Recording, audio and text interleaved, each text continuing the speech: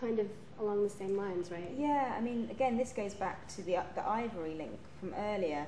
I mean, this fascinated me when I sort of looked at it in the stores, because it's got this name Jack carved onto it, and I've read quite a few books sort of looking at objects and their connections to slavery and slave trade, and there's quite a lot of similar objects that are referred to as ivory slave, sort of ivory tokens and trade tokens. Mm-hmm.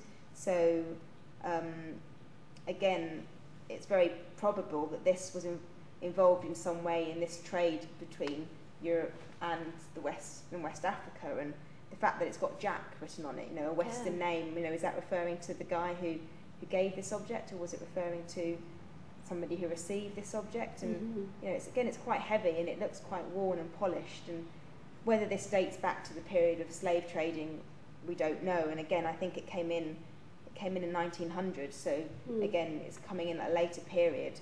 But I think the thing is, we just don't know exactly the circumstances in which this was used, but it could be part of the sort of bartering for slaves, or it could be part of any other sort of bartering that went on that coast. But you know, the fact that it came from the Gold Coast, it's got on it, so it raises all those questions, doesn't it, about what on earth was this involved, what kind of trade, and who was Jack? And yeah, it's very mysterious, and yeah, like you say, the fact that it is Jack and it's the Western name, well, Jack's my father's name, so I find it really interesting.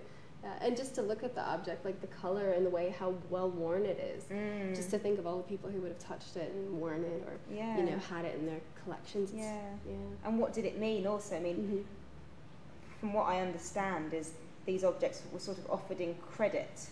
So maybe if you own this object, then you were due to receive X amount of commodities or X amount of people. So what would, if somebody broke their promise, you know, what would that mean? So yeah, it's a great one for asking questions and finding out more. I'd love to find out more about that one.